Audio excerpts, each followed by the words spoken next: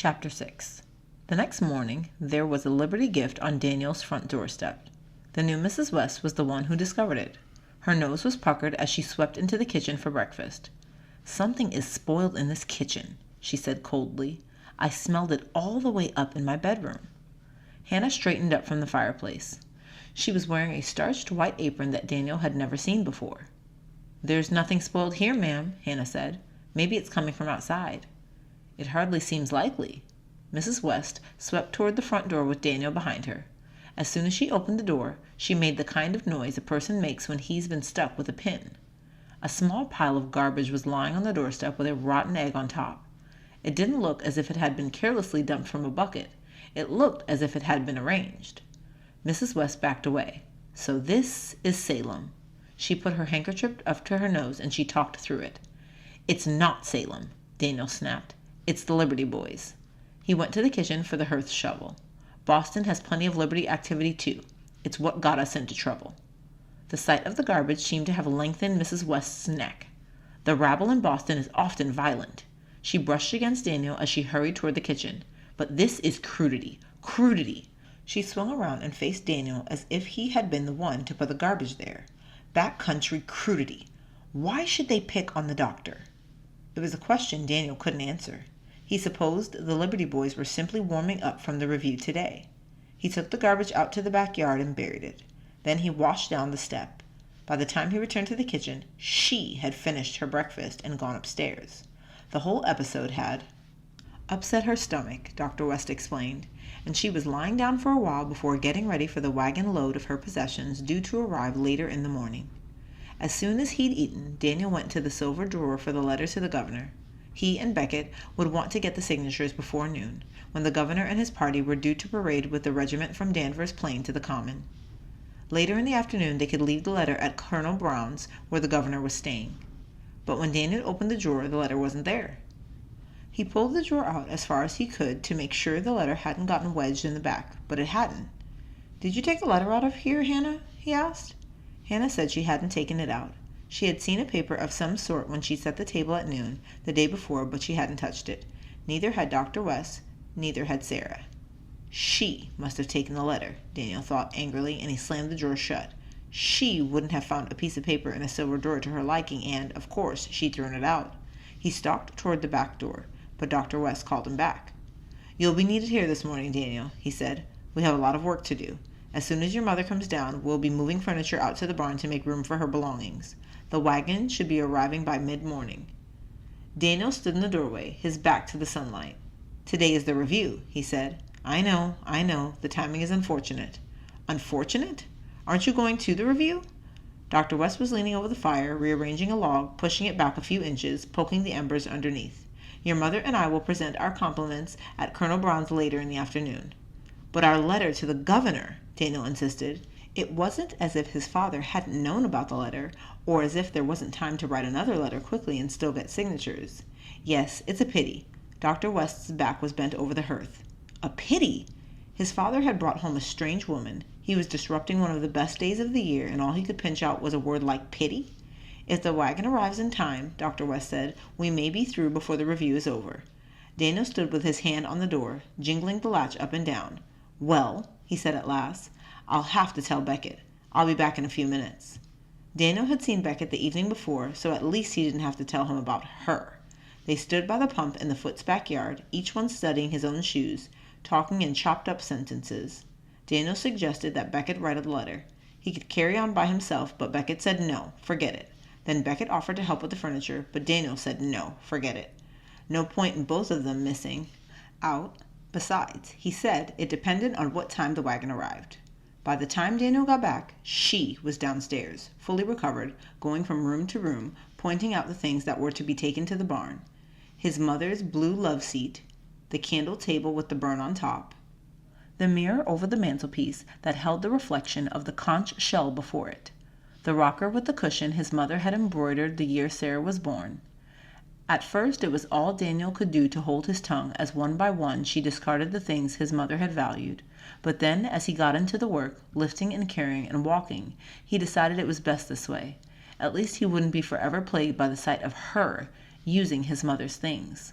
The physical labor was something of a release, too, as if his body was accomplishing what his mind refused to do. By noon, the major part of the past would be covered and stored away, he thought, under a separate roof. As for the present, he wasn't thinking beyond the arrival of the wagon. He wasn't wishing for anything except that it would come.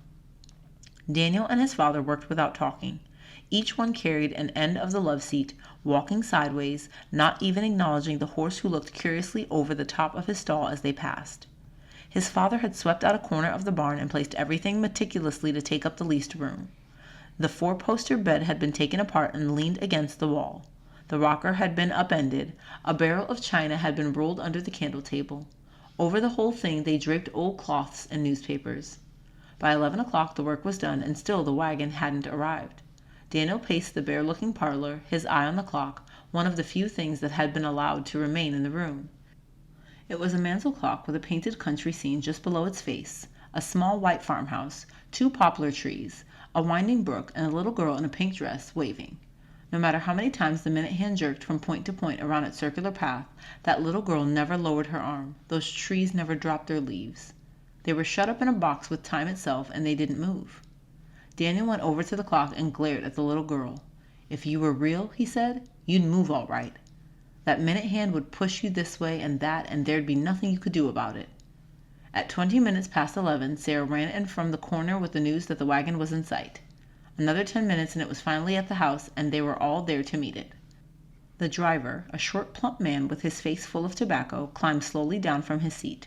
He assembled his tobacco on one side of his mouth and grinned out of the other. "Been a little later," he said. "I would have led the parade into town." He went to the back of the wagon and let down the tailgate.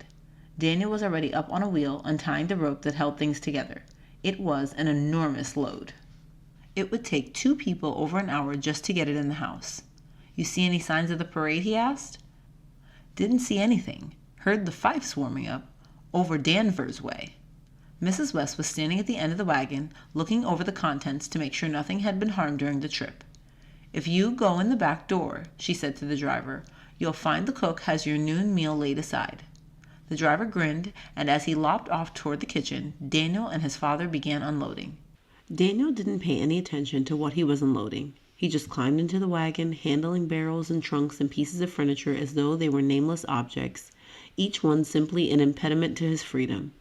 The smaller things were in the house when he heard the fifes faintly in the distance, then louder, whistling up the people of Salem. Doors were flung open and folks ran laughing to King Street to follow the parade. Daniel was standing in the wagon, holding one end of the sofa as the Tin Man ran past, untying his leather apron as he went. Sarah joined the family of a neighbor, and she went too. Dr. West lifted his end of the sofa as though he hadn't heard a thing. The music passed, the sound of marching feet passed, the huzzahing cries of the onlookers retreated, all toward the common. The bed came next, 6 separate trips, for the bottom, the mattress, the 4 sides.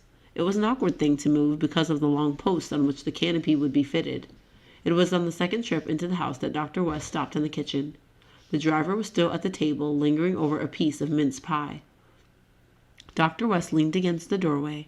"I suppose for a price," he said, "you might be willing to help me finish unloading and set up the furniture in the house." The driver grinned. "For a price and another piece of mince pie," he said, "I'd be willing to do anything." Dr. West nodded at Daniel. He didn't need to say more, and Daniel didn't take time for anything but a quick thanks. He streaked to the front door. "You folks eat when you've a mind to," he called over his shoulder. "I'll get something from Hannah when I get back." Then, as an afterthought, he added, "or someplace." The regiment was in formation when Daniel finally arrived, panting, at the outskirts of the crowd. Beckett had stationed himself on top of a wide rock on the edge of the common, so Daniel would be sure to spot him. "Got us a good viewing position, I see," Daniel grinned, jumping up beside Beckett. He felt as if he'd been holding his breath all morning, and slowly he let it out as Beckett pointed out the men on horseback. The governor with his back to the boys, General Brattle, Mr. Richard Saltonstall, High Sheriff of Essex County, and over to one side near Colonel Brown, commander of the regiment, was a pleasant, mild-faced man who sat his horse smartly enough but looked less military than the others. Secretary Flucker, Beckett said. He was the man whose signature appeared at the bottom of all the governor's orders.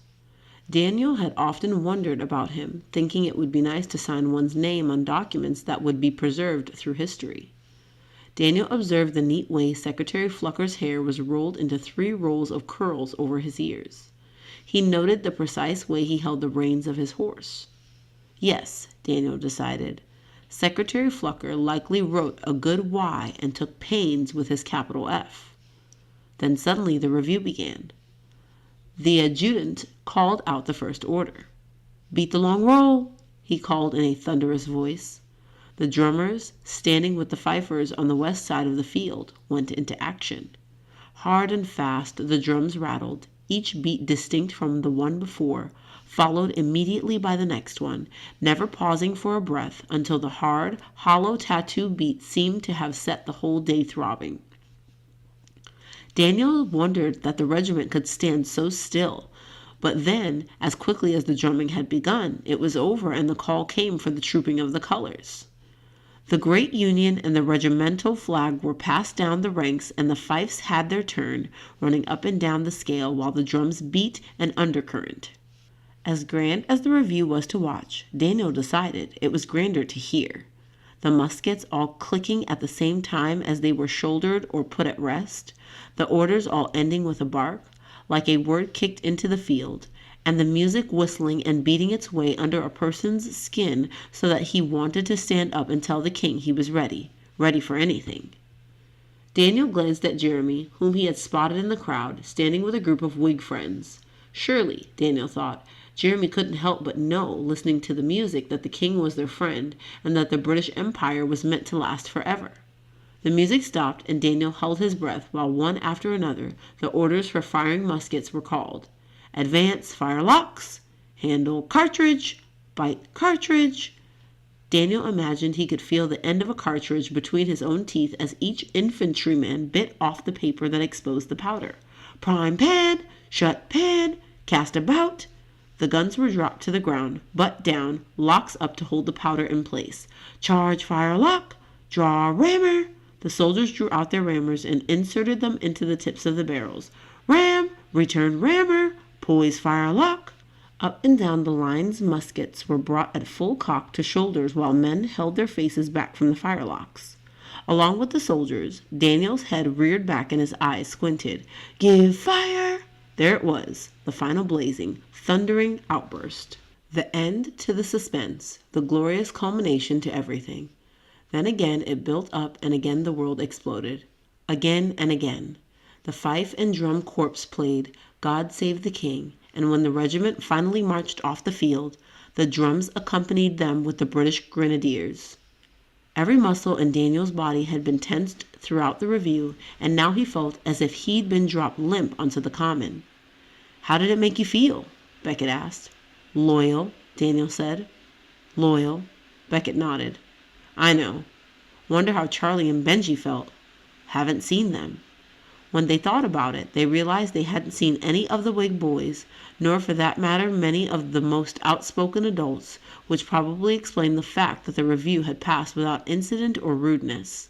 But to make sure they hadn't overlooked any Whig friends, Beckett and Daniel began walking around the common. Charlie and Benji couldn't be that high for liberty that they'd miss this, Daniel insisted. Beckett shook his head. Daft, that's what they are. The only person they saw from school was Peter Ray, and he was standing under the chestnut tree with Sam White and Edward Pine, the 2 apprentices who had so provoked Daniel the day that Ding Dong Allison had held forth. Nice company Peter's keeping, Beckett observed. Daniel grinned. As long as he's off my neck. It was the good one thing she had accomplished, he thought. The crowd had mostly dispersed now, and the common was taken over by children.